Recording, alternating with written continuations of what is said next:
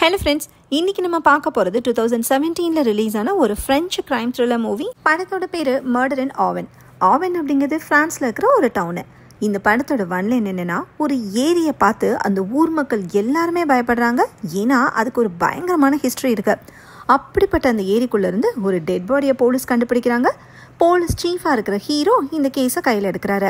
கொலை செய்யப்பட்ட விக்டிமு ஹீரோக்கு தெரிஞ்சவங்க. இன்வெஸ்டிகேஷன் நடந்துக்கிட்டு இருக்கும் போதே அதே ஏரியில் அடுத்த கொலை நடக்குது. இந்த ரெண்டு விக்டிம்ஸ்க்கும் என்ன கனெக்ஷன் யோசிக்கிறப்ப தான் பல உண்மைகள்லாம் வெளியே வருது. கில்லர் யாரு, என்ன மோட்டிவு, மூணாவது கொலை நடக்காமல் ஹீரோ தடுத்தாரா இல்லையான்னு இந்த வீடியோவில் டீட்டெயிலாக பார்க்கலாம். இது மாதிரி இன்ட்ரெஸ்டிங்கான த்ரில்லிங்கான டிடெக்டிவ் அண்ட் இன்வெஸ்டிகேஷன் மூவிஸ் நீங்கள் பார்க்கணும்னு நினச்சிங்கன்னா நம்மளோட வாய்ஸ் ஆஃப் சேனலை சப்ஸ்கிரைப் பண்ணி எனக்கு சப்போர்ட் பண்ணுங்கள் ஃப்ரெண்ட்ஸ். ஓப்பனிங் சீனில் ஒரு லேக்கை காட்டி பேக்ரவுண்ட் வாய்ஸில் ஒரு புராண கதையை சொல்கிறாங்க. அந்த கதை என்னன்னா, இருளின் கடவுள் தன்னோட கண்ணீரால் இந்த ஊர் மக்களை மூழ்கடிச்சு தீய சக்தி நிறைஞ்ச ஒரு ஏரியை உருவாக்குனாரு.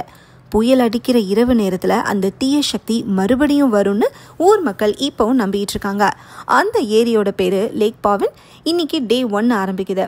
ஒரு ஹஸ்பண்ட், ஒய்ஃபு, பொண்ணு 3 பேரும் லேக் ஏரியாவில் வாக்கிங் போயிட்டு இருக்கிறப்ப ஒய்ஃப் மட்டும் சடனாக காணாமல் போயிடுறாங்க. உடனே லோக்கல் போலீஸ் வந்து ஹஸ்பண்ட் கிட்ட விசாரிக்கிறாங்க. ஒய்ஃப் ஒருவேளை ஏரியில் விழுந்துட்டாங்களோன்னு சந்தேகப்பட்டு டைவர்ஸ் எல்லாம் வர வச்சு சர்ச் பண்ணுறாங்க. 2 டைவர்ஸு எக்யூப்மெண்ட்ஸோட தண்ணிக்குள்ளே மூழ்கி தேடுறப்ப ஒரு லேடியோட டெட் பாடி கிடக்கிறத பார்க்குறாங்க. இதை இன்ஃபார்ம் பண்ணுறதுக்காக டைவர்ஸ் 2 பேரும் மேலே வராங்க.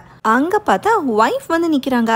கால் ஸ்லிப் ஆகி விழுந்து மயக்கம் போட்டுட்டாங்களா அப்படின்னு தண்ணிக்குள்ளே கிடக்கிற டெட் பாடி யாரோடதுன்னு டைவர்ஸ் கன்ஃபியூஸ் ஆகுறாங்க. அப்படி இந்த சீனை கட் பண்ணி ஒரு கப்பிள் தெரபிஸ்ட் கிட்ட பேசுகிறத காட்டுறாங்க. இல்லை, இந்த ஹஸ்பண்டோட பேர் ப்ரூனோ, இந்த ஊர் போலீஸ் சீஃபு. இவர் தான் படத்தோட ஹீரோ. இவரோட ஒய்ஃபு மேரேஜ் லைஃப்பில் சந்தோஷமாகவே இல்லை. அதுக்காக தான் ஹீரோவை தெரபிஸ்ட் கிட்ட கூட்டிகிட்டு வந்திருக்காங்க. என்ன பிரச்சனைன்னு தெரபிஸ்ட் கிட்ட ஒய்ஃப் சொல்ல ஆரம்பிக்கும் போதே ஹீரோவோட ஃபோனுக்கு கால் வருது. லேக்கில் ஒரு லேடியோட டெட் பாடி கிடச்சிச்சுல, அதை பற்றி ஹீரோக்கு போலீஸ் இன்ஃபார்ம் பண்ணுறாங்க. ஒரு எமர்ஜென்சி கால், நான் கண்டிப்பாக போகணும்னு தெரபிஸ்ட் கிட்ட சொல்லிட்டு ஹீரோ கிளம்புறாரு. இதுதான் என் பிரச்சனைன்னு ஒய்ஃப் புலம்புறாங்க. அடுத்த சீனில் லேக் ஏரியாவுக்கு ஒரு லோக்கல் போலீஸ் ஸ்டேஷன்லேருந்து ஒரு லேடி இன்ஸ்பெக்டரும் ஒரு எஸ்ஐயும் வராங்க. ஏரிக்குள்ளே கிடந்த டெட் பாடியை மேலே கொண்டு வந்தாச்சு. விக்டிம் கிட்ட எந்த ஐடியும் இல்லை. ஸோ அவங்க யார் என்னங்கிற டீட்டெயில்ஸ் தெரில. அவங்களோட முகத்தில் சில காயங்கள் இருக்குது. வாய்க்குள்ளே எதையோ ஃபோர்ஸ் பண்ணி வச்ச மாதிரி இருக்குது. ஸோ இது சூசைட் இல்லை, கொலைன்னு லேடி இன்ஸ்பெக்டர் கெஸ் பண்ணுறாங்க. டெட் பாடியை பார்த்ததுமே எஸ்ஐக்கு ஒரு மாதிரியாக இருக்குது. ஏன்னா இப்படி ஒரு வயலண்ட்டான டெத்தை இது வரைக்கும் பார்த்ததே இல்லையா. லேடி இன்ஸ்பெக்டர் இந்த ஊருக்கு புதுசாக ட்ரான்ஸ்ஃபர் ஆகி வந்தவங்க. நானும் இந்த அளவுக்கு வயலண்ட்டை டீல் பண்ணதே இல்லைன்னு சொல்கிறாங்க. அடுத்த சீனில் லேடி இன்ஸ்பெக்டரும் எஸ்ஐயும் மேட்ச்வரியில் இருக்காங்க. அப்போ ஹீரோ அங்கே வராரு. லேடி இன்ஸ்பெக்டருக்கும் எஸ்ஐக்கும் ஹீரோ தான் பாஸ். இவங்க 3 பேரும் இப்போ மெடிக்கல் எக்ஸாமினரை மீட் பண்ணுறாங்க. விக்டிமோட டெட் பாடியை மெடிக்கல் எக்ஸாமினர் அனலைஸ் பண்ணிட்டாங்க. விக்டிம் யாருன்னு பார்த்ததுமே ஹீரோவோட ஃபேஸ் ரியாக்ஷனே மாறுது. ஏன்னா இவங்க யாருன்னு ஹீரோக்கு தெரியும். விக்டிமோட பேர் ஸ்டெஃபானி. உடனே எஸ்ஐ இருந்துக்கிட்டு, ஸ்டெஃபானியா அது என்னைக்கே அடையாளமே தெரிலையேன்னு சொல்கிறாரு. உங்களுக்கு ஏற்கனவே விக்டிமை தெரியுமான்னு லேடி இன்ஸ்பெக்டர் கேட்கவும், என் ஸ்கூல் ஃப்ரெண்டோட சிஸ்டர் தான் இவங்கன்னு ஹீரோ சொல்கிறாரு. இப்போ மெடிக்கல் எக்ஸாமினர் என்ன சொல்கிறான்னு கேட்போம். விக்டிமோட லங்ஸில் தண்ணி இல்லை. ஸோ அவங்க ஏரியில் மூழ்கி சாகலை. கில்லர் கோவத்தோட விக்டிமை அடிச்சிருக்கான். அவங்க காயத்தில் சில கிரானைட் பீசஸ் இருந்திருக்கு. ஸோ கல்லால் அடித்ததில் தான் விக்டிம் இறந்து போயிருக்காங்க. இதில் ஹைலைட்டான விஷயம் என்னென்னா, விக்டிமோட வாய்க்குள்ளே கில்லர் மண்ணை வச்சு அமுக்கியிருக்கான். அது தொண்டுக்குள்ளே வரைக்கும் போயிருக்கு. அப்படின்னா கில்லர் ஏதோ சிம்பாலிக்காக சொல்ல வரான்னு லேடி இன்ஸ்பெக்டருக்கு தோணுது. இதெல்லாம் வச்சு பார்க்குறப்ப லேக் பாவினோட புராண கதை தான் ஞாபகம் வருதுன்னு ஹீரோ சொல்கிறாரு. ஸ்டெஃபானியோட வாய்க்குள்ளே இருந்த மண்ணை அனலைஸ் பண்ணாதான் எந்த லொக்கேஷனில் க்ரைம் நடந்துச்சுன்னு எக்ஸாக்டாக தெரியும். அடுத்த சீனில் ஹீரோ, லேடி இன்ஸ்பெக்டர், எஸ்ஐ 3 பேரும் காரில் போயிட்டுருக்காங்க. அப்போ லேடி இன்ஸ்பெக்டர் அது என்ன புராண கதைன்னு கேட்குறாங்க. ஒரு காலத்தில் இந்த ஊர் மக்கள் செஞ்ச பாவத்துக்காக லேக் பவின் எல்லாரையுமே மொத்தமாக முழுங்கிருச்சுன்னு ஹீரோ சொல்கிறாரு. எனக்கும் இந்த கதையை எங்கள் அப்பா சொல்லியிருக்காருன்னு எஸ்ஐ சொல்கிறாரு. நீ என்ன பண்ணுற, ஸ்டெஃபானியோட ஒர்க்கு, ஃப்ரெண்ட்ஸு, ரிலேஷன்ஷிப் இதை பற்றின டீட்டெயில்ஸ் எல்லாம் கலெக்ட் பண்ணுன்னு எஸ்ஐ கிட்ட ஹீரோ கொடுக்குறாரு. ஸ்டெஃபானியோட பேரண்ட்ஸ் கிட்ட இன்ஃபார்ம் பண்ணுறதுக்காக ஹீரோவும் லேடி இன்ஸ்பெக்டரும் போகிறாங்க. ஸ்டெஃபானி இறந்து போயிட்டாங்கன்னு தெரிஞ்சதுமே பேரண்ட்ஸ் ஷாக் ஆகி அழுகிறாங்க. ஸ்டெஃபானிக்கு ஒரு அக்கா இருந்திருக்காங்க. அவங்க பேர் கேர்லன். 15 வருஷத்துக்கு முன்னாடி நடந்த ஒரு கார் ஆக்சிடெண்ட்டில் கேர்லன் இறந்து போயிட்டாங்க.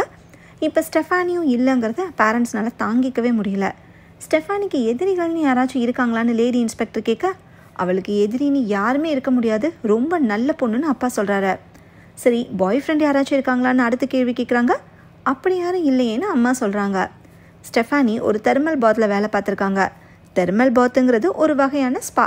நம்ம ஊரில் பாடி மசாஜ் பண்ணுற மாதிரி ஸ்பா இருக்கும்ல, அதே மாதிரி தெர்மல் பாத்தில் ரிலாக்ஸேஷனுக்காகவும் ஹெல்த் பெனிஃபிட்ஸ்க்காகவும் வெதுவெதுப்பான சேத்து மண்ணை உடம்புல பூசி ட்ரீட்மெண்ட் கொடுப்பாங்க. அந்த ஸ்பாவில் ஒர்க் பண்ண ஸ்டெஃபானி ரீசெண்டாக இப்போ எம்டியாக ப்ரமோட் ஆயிருக்காங்க. வேலை செய்கிற இடத்துல ஏதாவது பிரச்சனையான பேரண்ட்ஸ்க்கு தெரில. ஸ்டெஃபானி தனியாக அப்பார்ட்மெண்ட்டில் தங்கியிருந்திருக்காங்க. நேற்று ஈவினிங் டின்னர் டைமில் தான் பேரண்ட்ஸு லாஸ்ட்டாக ஸ்டெஃபானியை பார்த்துருக்காங்க.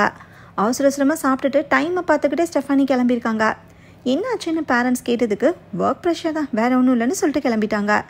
ஸ்டெஃபானியோட அப்பார்ட்மெண்ட் சாவி அப்பாக்கிட்டேயும் ஒன்று இருக்குது. அதை வாங்கிட்டு ஹீரோவும் லேடி இன்ஸ்பெக்டரும் கிளம்புறாங்க. அடுத்த சீனில் ஹீரோவும் லேடி இன்ஸ்பெக்டரும் ஸ்டெஃபானி ஒர்க் பண்ண தெர்மல்ஸ் பார்க்க போகிறாங்க. லேடி இன்ஸ்பெக்டர் ஹீரோ கிட்ட நீங்களும் ஸ்டெஃபானி ஃபேமிலி ரொம்ப வருஷமாக பழக்கமானு கேட்குறாங்க. ஆமாம், நானும் என் தம்பியும் அந்த பொண்ணுங்க கூட நிறையவே சுற்றிருக்கோன்னு ஹீரோ சொல்கிறாரு. கேர்லனுக்கு நடந்த ஆக்சிடெண்ட்டை பற்றி லேடி இன்ஸ்பெக்டர் கேட்குறாங்க. அந்த ஆக்சிடெண்ட்டில் தான் என் தம்பியும் கிட்டத்தட்ட சாகர் நிலைமைக்கு போயிட்டான்னு ஹீரோ சொல்கிறாரு. 15 வருஷத்துக்கு முன்னாடி ஒரு பார்ட்டி நடந்திருக்கு. அந்த பார்ட்டி முடிஞ்சு தம்பி நடந்து போயிருக்காரு. அப்போது ஒரு காரு தம்பியை இடிச்சிட்டு மரத்தில் மோதி கிராஷ் ஆயிருக்கு. அந்த காரில் அந்த கேர்லன் ஸ்பாட்லேயே இறந்து போயிட்டாங்க. ஸ்டெஃபானிக்கு ஒன்றும் ஆகலை. கார் இடிச்சதில் தம்பிக்கு காலில் அடிபட்டு நடக்க முடியாமல் போயிருக்கு. ஆக்சிடெண்ட்டுக்கு காரணம் அந்த காரை ஓட்டின ஒரு பொண்ணு குடிச்சிட்டு இருந்தான்னு ஹீரோ சொல்கிறாரு. இவங்க 2 பேரும் பேசிக்கிட்டு இருக்கிறப்ப ஸ்பாவில் வேலை பார்க்குற ஒரு லங் ஸ்பெஷலிஸ்ட் டாக்டர் அந்த பக்கமாக போகிறாரு. இவர் லேடி இன்ஸ்பெக்டருக்கு தெரிஞ்சவர் போல் ஒர்க் விஷயமா வந்திருக்கேன்னு அவர்கிட்ட லேடி இன்ஸ்பெக்டர் சொல்கிறாங்க. ஹீரோவும் லேடி இன்ஸ்பெக்டரும் அடுத்து ஸ்பா இன்சார்ஜை மீட் பண்ணி அவர்கிட்ட ஸ்டெஃபானியை பற்றி விசாரிக்கிறாங்க. ஸ்டெஃபானி சாதாரண அசிஸ்டண்ட்டாக இருந்து படிப்படியாக மேலே வந்திருக்காங்க. ஸ்டெஃபானி எம்டியாக ப்ரமோட் ஆனதுக்கப்புறம் ஸ்பாவில் பிஸ்னஸை அதிகப்படுத்துறதுக்காக நிறைய சேஞ்சஸ் பண்ணியிருக்காங்க. அதனால் சில பேருக்கு வேலையே போயிருக்கு. ஸ்டெஃபானியோட டேபிள் ட்ராயர்ஸில் சில லெட்டர்ஸ் இருக்கிறத லேடி இன்ஸ்பெக்டர் பார்க்குறாங்க. உனக்கு என் கையால் தான் சாவு, நீ பண்ண அநியாயத்துக்கு கண்டிப்பாக அனுபவிப்ப அப்படின்னு மிரட்டுற மாதிரி யாரோ எழுதியிருக்காங்க. வேலை இழந்த எம்ப்ளாயீஸ் யார் யாருங்கிற லிஸ்ட் வேணும்னு இன்சார்ஜ் கிட்ட ஹீரோ சொல்கிறாரு. ஸ்டெஃபானி எம்ப்ளாயீஸ் கிட்ட கொஞ்சம் ஹார்ஷாக இருந்திருக்காங்கன்னு மட்டும் கிளியராக தெரியுது. ஆனால் டீனேஜில் ஸ்டெஃபானி அப்படிலாம் இல்லைன்னு ஹீரோ சொல்கிறாரு. காலப்போக்கில் அவங்களோட கேரக்டர் மாறி இருக்கலான்னு லேடி இன்ஸ்பெக்டர் சொல்கிறாங்க. ஸ்பாவில் ஒரு லங் ஸ்பெஷலிஸ்ட் டாக்டர் பார்த்தாங்கல்ல, அவர் இங்கே 10 வருஷமாக வேலை பார்க்கறனால அவர்கிட்ட ஸ்டெஃபானியை பற்றி விசாரிக்கலான்னு ஹீரோ டிசைட் பண்ணுறாரு. இந்த டாக்டரோட பேர் கிராண்ட்சைன். இவருக்கு இங்கே நடந்த சில விஷயங்கள் தெரிஞ்சிருக்கு. யங் கஸ்டமர்ஸ் அட்ராக்ட் பண்ணுறதுக்காக சாக்லேட் மசாஜ்லாம் ஸ்டெஃபானி இன்ட்ரடியூஸ் பண்ணியிருக்காங்க. அதனால் ட்ரெடிஷ்னலாக மசாஜ் பண்ணிக்கிட்டு இருந்த சீனியர் எம்ப்ளாயீஸை ஃபயர் பண்ணியிருக்காங்க. ஸ்டெஃபானி நல்லவங்க தான், ஆனால் அவங்க சொல்கிறத கேட்கலன்னா கொந்தளிச்சிருவாங்கன்னு டாக்டர் சொல்கிறாரு. ஹீரோ லேடி இன்ஸ்பெக்டரும் அங்கேருந்து கிளம்புறாங்க. ஸ்டெஃபானி வேலையை விட்டு தூக்கின எம்ப்ளாயீஸில் தான் ஒரு ஆள் கொலை பண்ணியிருக்க வாய்ப்பு இருக்குன்னு அந்த ஆங்கிளில் லேடி இன்ஸ்பெக்டர் யோசிக்கிறாங்க. ஆனால் வேலைக்காக இவ்வளோ வயலன்ஸில் இறங்குவாங்கன்னு ஹீரோக்கு தோணலை. இவங்க 2 பேரும் காரில் போயிட்டுருக்கிறப்ப ஆப்போசிட்டில் ஒருத்தர் பேராகிளைடிங் பண்ணிக்கிட்டே காரை நோக்கி பறந்து வராரு. எங்கே காரில் மோதிடுவாரோன்னு லேடி இன்ஸ்பெக்டர் டக்குன்னு பிரேக் போட்டுறாங்க. அவர் சேஃபாக லேண்ட் ஆகிட்டாரான்னு லேடி இன்ஸ்பெக்டர் போய் பார்க்குறாங்க. அவர் ஒரு ஃபிசிக்கலி சேலஞ்ச்டு பர்சன். வீல் சேரோட தான் பேராகிளைடிங்கே பண்ணியிருக்காரு. ஹீரோ அப்போ அங்கே வந்து ஓரமாக போக மாட்டியாடான்னு உரிமையாக கேட்குறாரு. ஏன்னா இவர் வேறு யாரும் இல்லை, ஹீரோவோட தம்பி, பேர் எட்டியன்.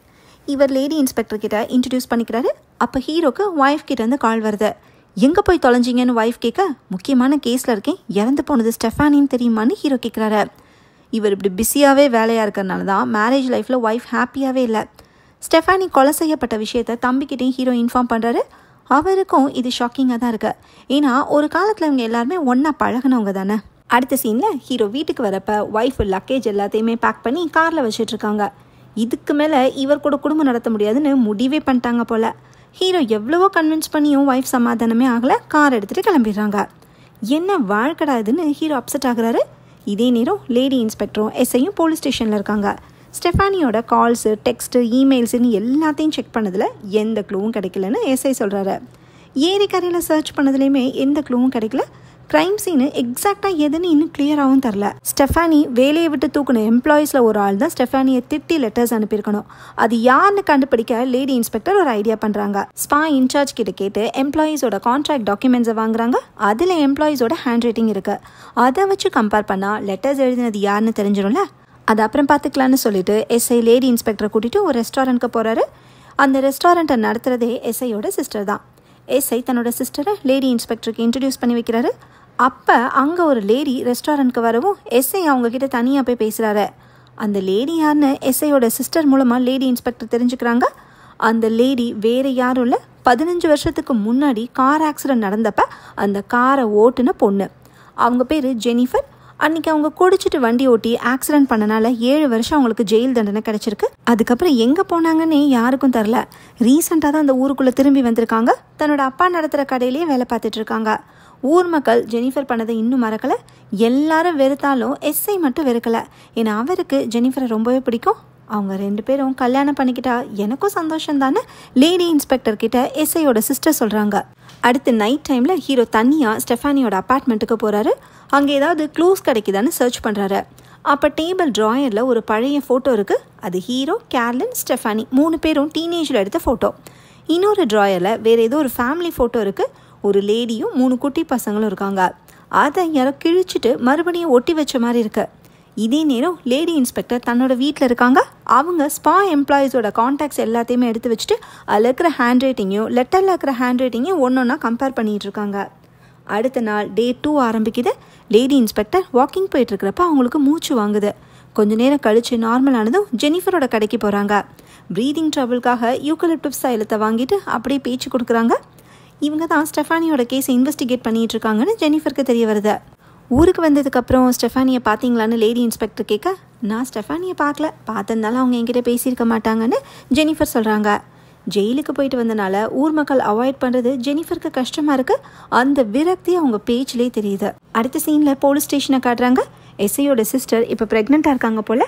அவங்கள செக்கப்காக ஹாஸ்பிட்டல் கூட்டிகிட்டு போகணுன்னு லேடி இன்ஸ்பெக்டர் கிட்ட எஸ்ஐ பர்மிஷன் கேட்க சரின்னு லேடி இன்ஸ்பெக்டர் சொல்லிடுறாங்க. அடுத்ததாக ஹீரோ அங்கே வராரு. ஸ்டெஃபானி கேஸில் ஏதாவது க்ளூ கிடச்சிதான்னு கேட்குறாரு. லேடி இன்ஸ்பெக்டர் நேற்று நைட் ஃபுல்லாக உட்காந்து ஹேண்ட் ரைட்டிங்கை கம்பேர் பண்ணதில் ஒரு மேட்ச் கிடச்சிருக்கு. அந்த எம்ப்ளாயியோட பேர் மிஸ்ஸஸ் க்ரீமியர்ஸா. அவங்களோட ஃபோட்டோ கான்ட்ராக்டில் இருக்குது. அதை பார்த்த ஹீரோ நேற்று ஸ்டெஃபானியோட வீட்டில் கிடச்ச ஃபேமிலி ஃபோட்டோவோட கம்பேர் பண்ணுறாரு. அதில் இருக்கிற லேடி மிஸ்ஸஸ் க்ரீமியர்ஸ் தான்னு தெரிய வருது. ஸ்டெஃபானியை கன்வின்ஸ் பண்ணி வேலையை காப்பாற்றிக்கிறதுக்காக ஃபேமிலி ஃபோட்டோவை மிஸ்ஸஸ் க்ரீமியர்ஸ் அனுப்பியிருக்கலாம். அந்த ஃபோட்டோவை ஸ்டெஃபானி கிழிச்சிருக்கலாம். அதுக்கப்புறம் மனசு வருத்தப்பட்டு மறுபடியும் ஒட்டியிருக்கலாம். இப்படி தான் நடந்திருக்கணும்னு லேடி இன்ஸ்பெக்டர் கெஸ் பண்ணுறாங்க. அடுத்து மிஸ்ஸஸ் க்ரீமியர்ஸை போலீஸ் ஸ்டேஷனுக்கு வர வச்சு இன்வெஸ்டிகேட் பண்ணுறாங்க. இவங்களுக்கு 53 வயசு. 30 வருஷமாக தெர்மல் ஸ்பாவில் ஒர்க் பண்ணுறாங்க. அங்கே புது மெத்தடை ஸ்டெஃபானி இன்ட்ரடியூஸ் பண்ணனால பழைய மெத்தடில் சர்வீஸ் பண்ணிக்கிட்டு இருந்த மிஸ்ஸஸ் க்ரீமியர்ஸை வேலையை விட்டு தூக்குற மாதிரி ஆயிருக்கு. இந்த வயசில் இனிமேல் எங்கே போய் வேலை தேடுறது, பசங்களை எப்படி காப்பாற்றுறதுன்னு கவலைப்பட்டிருக்காங்க. ஏன்னா 3 வருஷத்துக்கு முன்னாடி இவங்களோட ஹஸ்பண்டை இறந்து போயிட்டாரு. ஃபேமிலி ஃபோட்டோஸ் அனுப்பி வச்சு கூட ஸ்டெஃபானி மனசு இறங்கல. அதனால தான் மிரட்டல் லெட்டர் அனுப்பியிருக்காங்க. இது எல்லாத்தையும் மிஸ்ஸஸ் க்ரீமியர்ஸே இப்போ ஒத்துக்கிறாங்க. ஆனால் இவங்க ஸ்டெஃபானியை கொலை பண்ணலையா, அன்றைக்கி நைட்டு வீட்டில் தான் இருந்ததாக சொல்கிறாங்க. ஆனால் அதுக்கு ப்ரூஃப்லாம் இல்லை. மிஸ்ஸஸ் க்ரீமியர்ஸ்க்கு மோட்டிவ் இருக்குது, ஆலிபையும் வீக்காக தான் இருக்குது. இருந்தாலும் கொலை பண்ணுற அளவுக்கு போவாங்கன்னு லேடி இன்ஸ்பெக்டருக்கு தோணலை. ஹீரோக்கு இன்னுமே சந்தேகமாக தான் இருக்குது. அதனால் கொலை நடந்த நைட்டு அவங்களோட மொபைல் ஃபோன் லொக்கேஷனை ட்ரேஸ் பண்ணணும்னு ஹீரோ சொல்கிறாரு. ஸ்டெஃபானியோட பாய்க்குள்ளே மண் இருந்துச்சுல, அதோட டெஸ்ட் ரிசல்ட்டு இப்போ வருது. அது லேக் பவினோட லெஃப்ட் சைட் சென்டரில் இருக்கிற மண். அந்த ஸ்பாட்டுக்கு பேர் டெவில்ஸ் சேரு, இருளின் கடவுள். அந்த இடத்துல தான் ஒரு கல் மேலே உட்காந்து மக்கள் அழியறதை பார்த்ததா புராண கதையில் இருக்குன்னு ஹீரோ சொல்கிறாரு. அந்த ஸ்பாட் தான் க்ரைம் சீன்னா சின்ன வயசுலேருந்தே அந்த கதையை கேட்டு வளர்ந்த ஒரு ஆள் தான் பண்ணியிருக்கணும்னு லேடி இன்ஸ்பெக்டர் கெஸ் பண்ணுறாங்க. ஸ்டெஃபானி பண்ண பாவத்துக்காக மிஸ்ஸஸ் க்ரீமியர்ஸ் கூட அந்த தண்டனையை கொடுத்துருக்கலான்னு ஹீரோ சொல்கிறாரு. அடுத்து ஹீரோவும் லேடி இன்ஸ்பெக்டரும் லேக் பவினுக்கு போகிறாங்க. அந்த டெவில்ஸ் சேர் ஸ்பாட்டுக்கு நடந்து போயிட்டு இருக்கிறப்ப ஹீரோ ஒய்ஃபுக்கு கால் பண்ணணும்னு சொல்லிட்டு லேடி இன்ஸ்பெக்டரை முன்னாடி போக சொல்கிறாரு. இவங்க நடந்து போயிட்டுருக்கிறப்ப ஹூடி போட்ட ஒரு ஸ்ட்ரேஞ்சர் அங்கே நின்றுட்டுருக்கான். லேடி இன்ஸ்பெக்டர் துரத்தவும் அந்த ஸ்ட்ரேஞ்சர் வேகமாக ஓடிடுறான். அவனோட முகத்தை பார்க்க முடியல. லேடி இன்ஸ்பெக்டருக்கு மூச்சு வாங்கவும் துரத்த முடியாமல் திரும்பி வராங்க. அப்போ டெவில்ஸ் சேரில் ஒரு டெட் பாடி கிடக்கிறத பார்த்துட்டு ஷாக் ஆகி ஹீரோவை கூப்பிட்றாங்க. போலீஸ் ஸ்டேஷனுக்கும் இன்ஃபார்ம் பண்ணிடுறாங்க. 2 நாளில் ஒரே க்ரைம் சீனில் 2 கொலைகள். இந்த செகண்ட் விக்டிமோட வாலெட்டை ஹீரோ எடுத்து பார்க்குறாரு. இப்போ இறந்து போனவரோட பேர் முல்லர், 50 வயசு மனுஷன். இந்த ஊரை சேர்ந்தவர் தான். ஹை ஸ்கூலில் ஹிஸ்ட்ரி டீச்சராக இருக்கார் போல். மிஸ்ஸஸ் க்ரீமியர்ஸ் இப்போ போலீஸ் ஸ்டேஷனில் தான் இருக்காங்க. ஸோ அவங்க அந்த கொலையை பண்ணியிருக்க முடியாது. இப்போ எஸ்கேப் ஆன ஸ்ட்ரேஞ்சர் தான் அந்த கொலையை பண்ணியிருக்கணும். அதே மெத்தடில் டெட் பாடியை ஏரிக்குள்ளே தூக்கி போட கில்லர் பிளான் பண்ணிக்கான். ஆனால் போலீஸ் வந்தனால என்னமோ ஓடிட்டான் போல். முல்லரோட கண்களை சுற்றி பிளாக் மார்க்கு தெரியுது. இந்த மார்க்கு ஸ்டெஃபானியோட கண்ணை சுற்றி இல்லையேன்னு லேடி இன்ஸ்பெக்டருக்கு சந்தேகம் வருது. ஒருவேளை தண்ணியில் அழிஞ்சிருக்கலாம். மெடிக்கல் எக்ஸாமினர் கிட்ட கேட்டு கன்ஃபார்ம் பண்ணுவோன்னு ஹீரோ சொல்கிறாரு. அடுத்த சீனில் ஹீரோவும் லேடி இன்ஸ்பெக்டரும் லைப்ரரியில் இருக்காங்க. அந்த புராண கதையில் மென்ஷன் பண்ணிக்கிற பழைய மேனுஸ்கிரிப்டை லைப்ரரியன் காட்டுறாரு. அது 1650 வருஷம் எழுதப்பட்டது.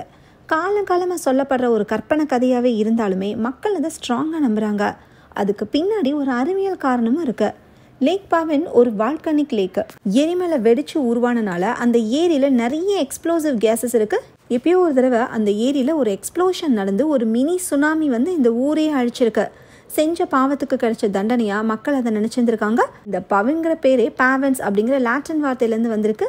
அதுக்கு பயங்கரமானதுன்னு அர்த்தம். இதுதான் லேக் பவினோட வரலாறு. அடுத்த சீனில் ஹீரோவும் லேடி இன்ஸ்பெக்டரும் டிஸ்கஸ் பண்ணுறாங்க. ஸ்டெஃபானி சீனியர் எம்ப்ளாயிஸாக வேலையை விட்டு தூக்குனது ஒரு பாவம். அதே மாதிரி முல்லரும் ஏதோ பண்ணியிருக்காரு. அது என்னன்னு இப்போதைக்கு தெரில. இப்போ லேடி இன்ஸ்பெக்டருக்கு மூச்சு திணறல் வரவும் தெர்மல் ஸ்பாக்கு போய் டாக்டரை மீட் பண்ணுறாங்க. லேடி இன்ஸ்பெக்டருக்கு இருக்கிற ப்ரீதிங் ட்ரபிள் பற்றி இவருக்கும் தெரியும். லேடி இன்ஸ்பெக்டர் இதுக்கு முன்னாடி இந்த ஊரில் ஏர் பொல்யூஷன் அதிகமாக இருந்திருக்கு. அதை அவாய்ட் பண்ணுறதுக்கு தான் ட்ரான்ஸ்ஃபர் வாங்கிட்டு வந்திருக்காங்க. ஆஃபீஸில் உட்காந்து பார்க்குற மாதிரி ஏதாவது வேலை பார்க்கலாம்லன்னு டாக்டர் அட்வைஸ் பண்ணுறாரு. லேடி இன்ஸ்பெக்டர் ட்ரீட்மெண்ட் எடுத்துகிட்டு போலீஸ் ஸ்டேஷனுக்கு திரும்பி வராங்க. இப்போ எஸ்ஐயும் அங்கே தான் இருக்காரு. சிஸ்டர் ஓகேவான்னு லேடி இன்ஸ்பெக்டர் கேட்க ஒன்றும் பிரச்சனை இல்லைன்னு எஸ்ஐ சொல்கிறாரு. இந்த சரௌண்டிங்கில் இருக்கிற சைக்காட்ரிக் ஹாஸ்பிட்டல் லிஸ்ட்டை லேடி இன்ஸ்பெக்டர் கேட்டுருந்துருக்காங்க போல். அதை எஸ்ஐ கொடுக்குறாரு. நடந்த 2 கொலைகளுமே ஒரு ரிச்சுவல் கில்லிங் மாதிரி இருக்கிறனால கல்ட் குரூப்ஸை பற்றியும் விசாரிங்கன்னு எஸ்ஐ கிட்ட லேடி இன்ஸ்பெக்டர் சொல்கிறாங்க. இப்போ ஹீரோவோட கேபினில் ஒரு லேடி இருக்காங்க. இவங்க தான் முல்லரோட ஒய்ஃபு. அடுத்த கொலையை நடக்காமல் நீங்கள் தடுத்துருக்கலாமேன்னு சொல்லி முல்லரோட ஒய்ஃபை அழுகிறாங்க. இவங்க முல்லர்கிட்ட படித்த ஸ்டூடெண்ட்டு தான். இவங்களை விட முல்லருக்கு 20 வயசு அதிகம். முல்லருக்கு ஏதாச்சும் ப்ராப்ளம் இருந்துச்சான்னு ஹீரோ விசாரிக்கிறாரு. அப்படி எதுவும் ஒய்ஃபுக்கு தெரில. சந்தோஷமாக தான் இருந்திருக்கார் போல். ப்ரொஃபஷ்னல் லைஃப்பில் எல்லா ஸ்டூடெண்ட்ஸுக்கும் பிடிச்ச டீச்சராகவும் இருந்திருக்காரு.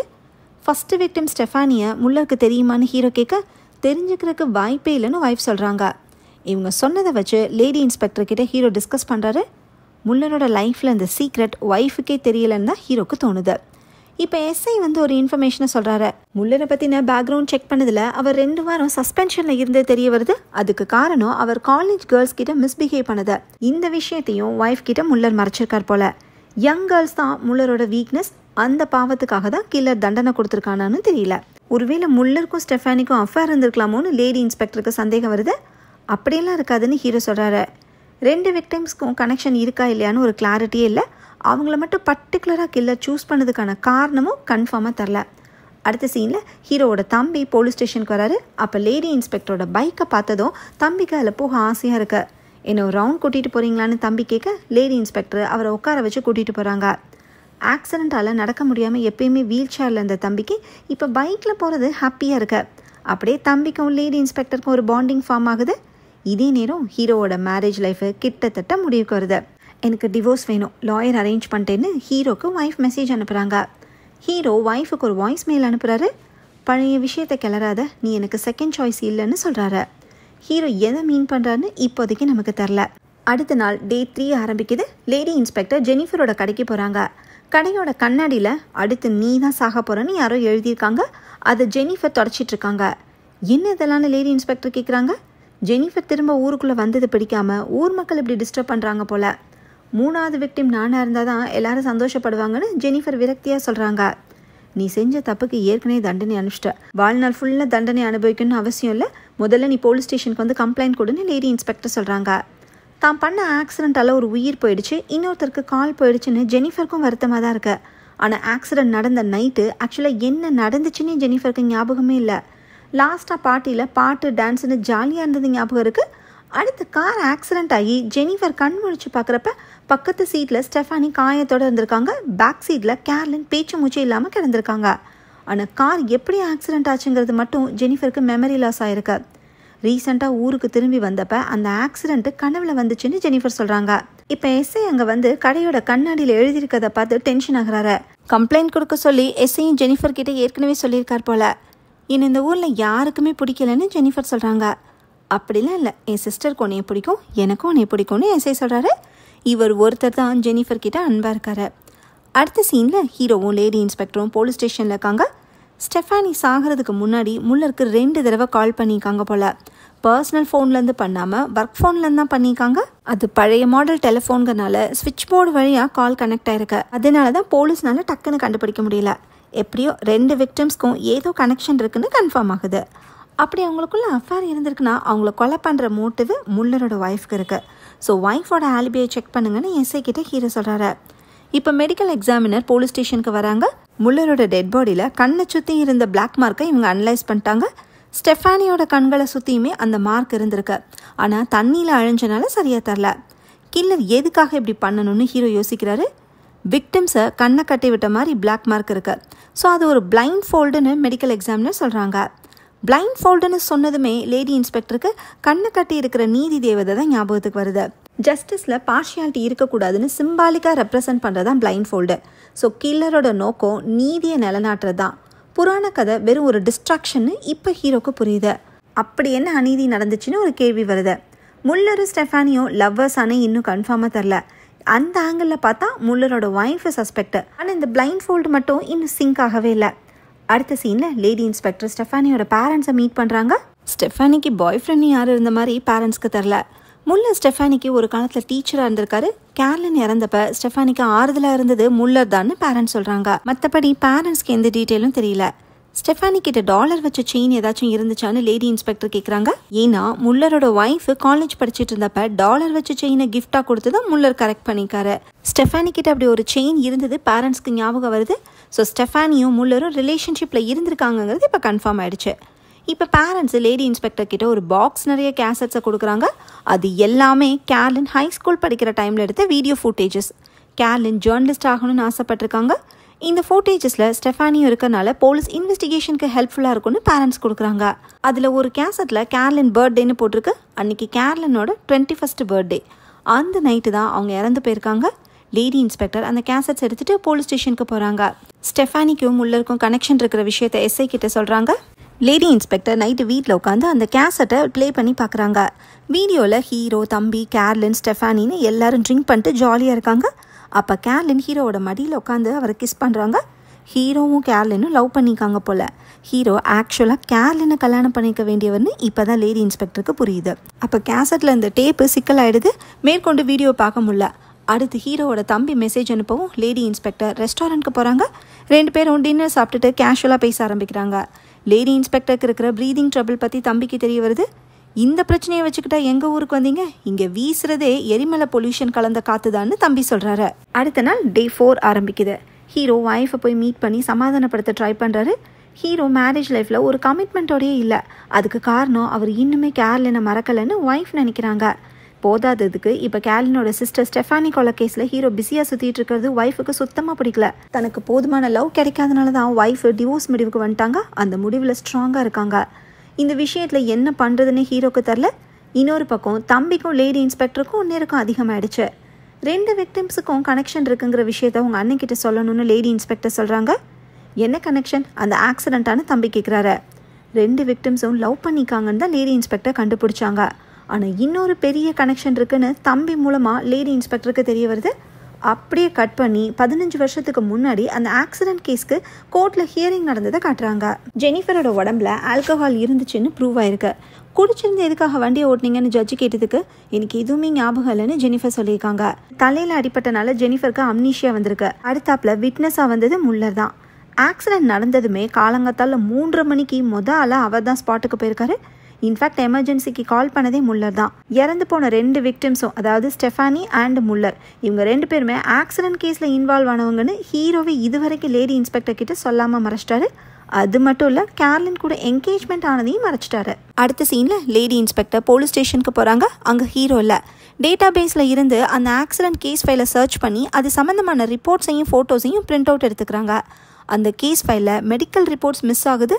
லாஸ்ட்டாக ஹீரோவும் இந்த கேஸ் ஃபைலை பிரிண்ட் அவுட் எடுத்தாருன்னு இன்னொரு போலீஸ் ஆஃபீஸர் மூலமாக லேடி இன்ஸ்பெக்டருக்கு தெரிய வருது. உடனே மெடிக்கல் எக்ஸாமினரை மீட் பண்ணி ஆக்சிடென்ட் சம்மந்தமான மெடிக்கல் ரிப்போர்ட்டை ரிக்வஸ்ட் பண்ணுறாங்க. மெடிக்கல் எக்ஸாமினர் தன்னோட இன்ஃப்ளூயன்ஸை யூஸ் பண்ணி அந்த ரிப்போர்ட்ஸை வாங்கி கொடுக்குறாங்க.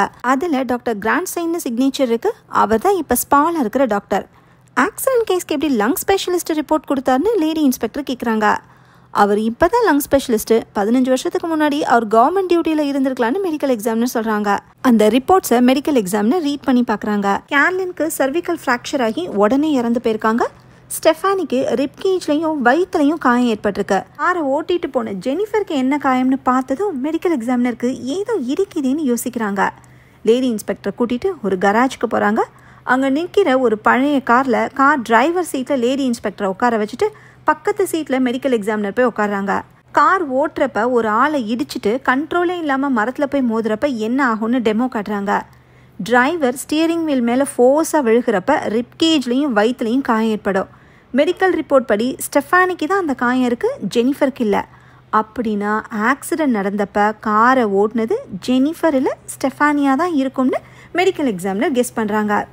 ஸ்டெஃபானியை தண்டனையிலேருந்து காப்பாற்ற நினச்ச யாரோ ஒருத்தர் ஜெனிஃபர் இறந்துட்டு தான் நினச்சி அவங்கள டிரைவர் சீட்டில் உட்கார வச்சுருக்காங்க. அது யாராக இருக்கும்னு லேடி இன்ஸ்பெக்டர் யோசிக்கிறப்ப முல்லரோட பேர் ஞாபகம் வருது. அந்த டைமில் அவர் தான் ஸ்டெஃபானியோட லவர். ஆக்சிடென்ட் ஸ்பாட்டுக்கு ஃபஸ்ட்டு வந்த விட்னஸும் அவர் தான். செய்யாத குற்றத்துக்காக ஜெனிஃபர் ஜெயில் தண்டனை அனுபவிச்சிருக்காங்க. அப்படின்னா அன்றைக்கி மெடிக்கல் ரிப்போர்ட்டை எழுதின டாக்டர் கிராண்ட்சைன் ஏன் இதை கவனிக்கவே இல்லைன்னு லேடி இன்ஸ்பெக்டருக்கு புரியலை. அதை அவர்கிட்டே கேட்கலான்னு டிசைட் பண்ணுறாங்க. இப்போதைக்கு ஹீரோக்கு தெரியாமல் இதை டீல் பண்ணணும்னு லேடி இன்ஸ்பெக்டர் நினைக்கிறாங்க. ஏன்னா ஹீரோவே சில விஷயங்களை மறைச்சிட்டாரு. அது மட்டும் இல்லை, டேட்டா பேஸ்லேருந்து மெடிக்கல் ரிப்போர்ட்ஸையும் எடுத்திருக்காரு. ஆனால் அதை இப்போ தான் எடுத்தாரா இல்லை கொலைகள் நடக்கிறதுக்கு முன்னாடியே எடுத்தாரான்னு தெரியல. உண்மையாகவே ஆக்சிடென்ட் பண்ணது யாருன்னு தெரிஞ்சு ஸ்டெஃபானியையும் முல்லரையும் கொலை பண்ணது ஹீரோவாக கூட இருக்கலாம்ல. அடுத்து போலீஸ் ஸ்டேஷனுக்கு லேடி இன்ஸ்பெக்டர் வராங்க. ஆக்சிடென்ட் கேஸில் ஜெனிஃபர் குற்றவாளி இல்லைங்கிற விஷயத்தை எஸ்ஐ கிட்ட சொல்கிறாங்க. ஸ்டெஃபானியும் முல்லரும் கொலை செய்யப்பட்டது இறந்து போன கேர்லினுக்காகவும் கால் உடஞ்ச தம்பிக்காகவும் யாரோ பழி வாங்குற மாதிரி இருக்கு. ஹீரோ உண்மையிலே இந்த கேஸை சால்வ் பண்ணணும்னு நினைக்கிறாரா இல்லை கில்லரை காப்பாற்றணும்னு நினைக்கிறாரான்னு லேடி இன்ஸ்பெக்டருக்கு சந்தேகமாக இருக்கு. இப்போ ஹீரோவே கால் பண்ணி வீட்டுக்கு வர சொல்லவும் லேடி இன்ஸ்பெக்டர் கிளம்பி போகிறாங்க. எனக்கு தெரியாமல் தனியாக இன்வெஸ்டிகேட் பண்ணியான்னு ஹீரோ கேட்க, நீங்கள் மட்டும் உண்மையை மறைக்க நினைக்கலாமா, மெடிக்கல் ரிப்போர்ட்ஸ் எங்கன்னு லேடி இன்ஸ்பெக்டர் கேட்குறாங்க. ஹீரோ கொஞ்சம் கூட பதட்டமே ஆகாமல் ட்ராயர்லேருந்து கன் எடுக்கிறாரு. ஹீரோ ஷூட் தான் பண்ண போகிறாரோன்னு லேடி இன்ஸ்பெக்டர் ஒரு செகண்ட் ஷாக் ஆகுறாங்க. ஆனால் ஹீரோ லேடி இன்ஸ்பெக்டரை காரில் ஏற சொல்லி கூட்டிகிட்டு போகிறாரு. ஹீரோ தான் கில்லரோன்னு நமக்கே இங்கே ஒரு டவுட் வரும். ஹீரோ காரை நிப்பாட்டிட்டு ஒரு சமாதி கிட்டே போகிறாரு. அது கேர்லினோட சமாதி. 15 வருஷத்துக்கு முன்னாடி கேர்லினோட பர்த்டே அன்னைக்கு பார்ட்டி ஒன்று நடந்திருக்கு. ஃபஸ்ட்டு ஹீரோவோட வீட்டில் செலிப்ரேட் பண்ணிட்டு கேர்லின், ஸ்டெஃபானி, தம்பி 3 பேர் மட்டும் அடுத்து வேற ஒரு இடத்துக்கு போயிருக்காங்க. எக்ஸாமுக்கு படிக்கணுங்கிறக்காக ஹீரோ அவங்க கூட போகலை. அதுக்கப்புறம் தான் அந்த ஆக்சிடென்ட் நடந்திருக்கு. கேர்லினை இழந்த சோகம் இன்னுமே ஹீரோ கிட்ட இருக்கு. ஆக்சிடென்ட் பண்ணதே ஸ்டெஃபானி தான்னு இன்னைக்கு தான் ஹீரோக்கு தெரிஞ்சிருக்கு. ஸோ ஹீரோ கில்லர் இல்லை. ஆனால் ஆக்சிடென்ட்டால் பாதிக்கப்பட்ட யாரோ தான் இப்போ கொலைகள் பண்ணுறாங்கன்னு மட்டும் நல்லாவே தெரியுது. அந்த ஆங்கிளில் பார்த்தோம்னா ஜெனிஃபர் தான் செய்யாத குற்றத்துக்கு ஜெயிலுக்கு போனாங்க. ரீசெண்டாக அவங்க தான் ஊருக்குள்ளே திரும்பியும் வந்திருக்காங்க. அவங்க வந்ததுக்கு அப்புறம் தான் கொலைகளும் நடந்திருக்கு. அது மட்டும் இல்லை, இங்கே வந்ததுக்கப்புறம் அந்த ஆக்சிடென்ட் கனவுல வந்துச்சுன்னு லேடி இன்ஸ்பெக்டர் கிட்ட சொல்லியிருக்காங்க. ஸோ உண்மை தெரிஞ்சு ஜெனிஃபர் ஒருவேளை ரிவெஞ்ச் எடுத்துருக்கலான்னு லேடி இன்ஸ்பெக்டருக்கு தோணுது. ஏன்னா அந்த ஆங்கிளில் தான் பிளைண்ட் ஃபோல்டு, நீதியை நிலைநாட்டுறதுன்னு எல்லாமே சிங்க் ஆகுது. அடுத்த நாள் டே 5 ஆரம்பிக்குது.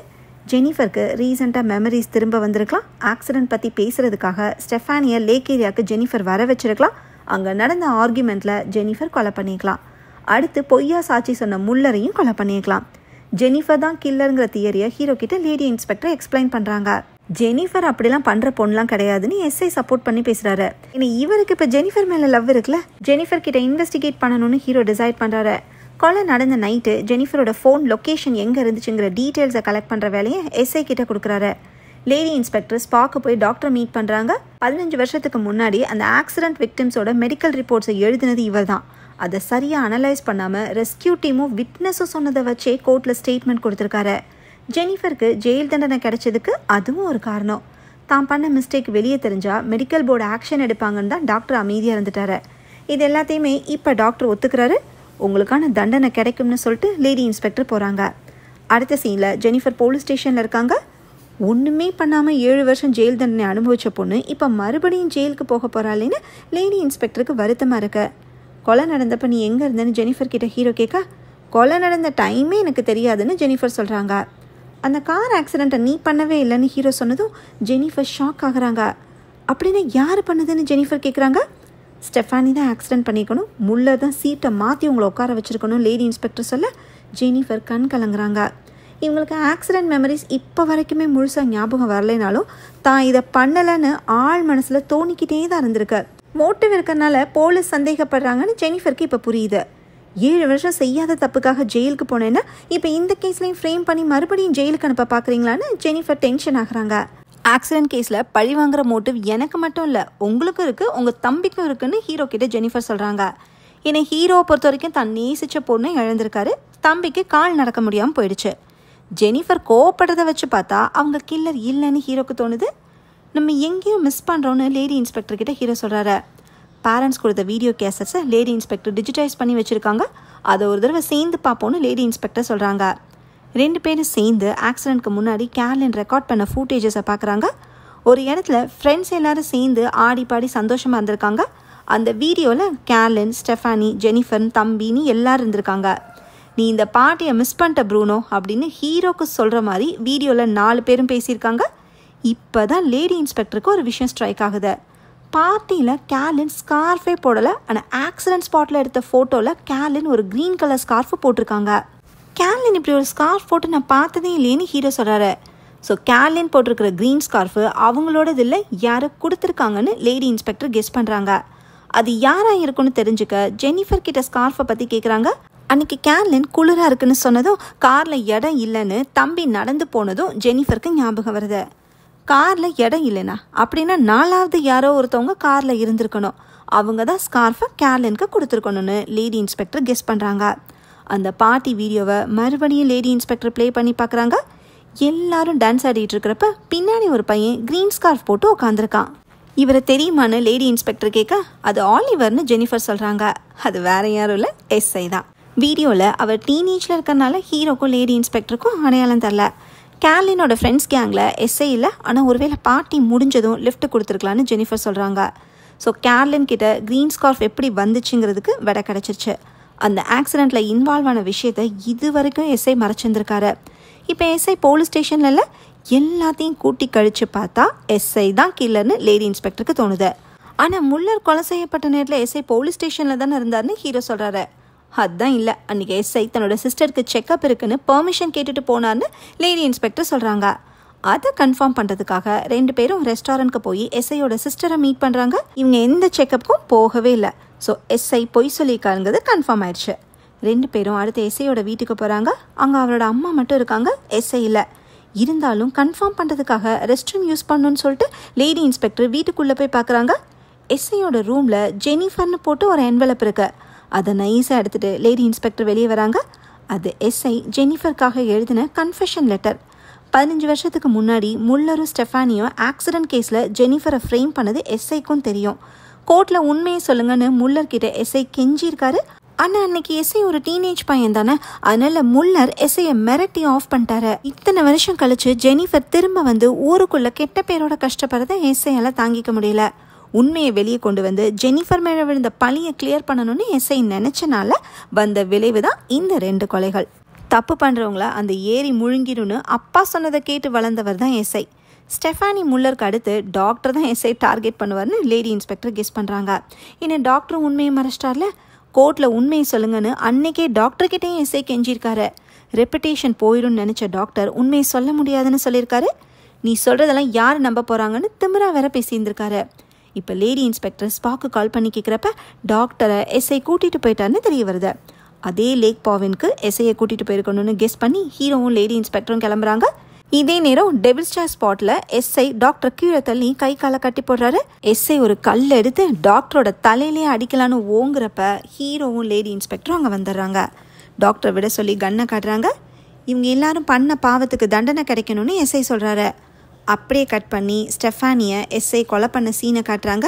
எஸ்ஐ கால் பண்ணி வர சொன்னனால தான் அன்றைக்கி ஸ்டெஃபானி அவசரமாக கிளம்பி இந்த ஸ்பாட்டுக்கு வந்திருக்காங்க. ஜெனிஃபர் விஷயத்தில் உண்மையை சொல்லிடுங்கன்னு எஸ்ஐ ரிக்வஸ்ட் பண்ணியிருக்காரு.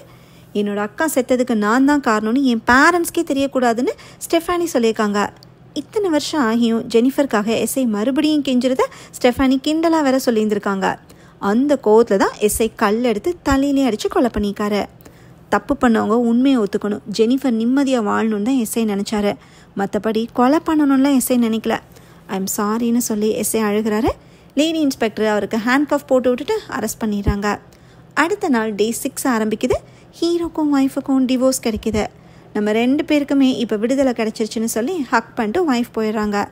ஹீரோ ட்ரான்ஸ்ஃபர் வாங்கிட்டு வேற ஒரு ஊரில் ஃப்ரெஷ்ஷாக லைஃப்பை ஸ்டார்ட் பண்ணலான்னு டிசைட் பண்ணுறாரு. அடுத்த போலீஸ் சீஃபாக லேடி இன்ஸ்பெக்டரை அப்பாயிண்ட் பண்ணுறதுக்கு டிபார்ட்மெண்ட்டில் ரெக்கமெண்ட் பண்ணுறாரு. கிளைமேக்ஸில் ஹீரோவும் லேடி இன்ஸ்பெக்டரும் பேராகிளைடிங் நடக்கிற இடத்துக்கு போகிறாங்க. அங்கே தம்பி இருக்காரு. தம்பிக்கு ஒரு துணை கிடைச்சதில் ஹீரோக்கு சந்தோஷம். 3 பேரும் ஜாலியாக பேராகிளைடிங் பண்ணுறாங்க. இதோட படம் முடியுது. ஓகே ஃப்ரெண்ட்ஸ், இந்த மூவி உங்களுக்கு பிடிச்சிருந்தா லைக் பண்ணுங்கள், ஷேர் பண்ணுங்கள், கமெண்ட் பண்ணுங்கள், மறக்காமல் சப்ஸ்கிரைப் பண்ணிடுங்க. தேங்க்யூ.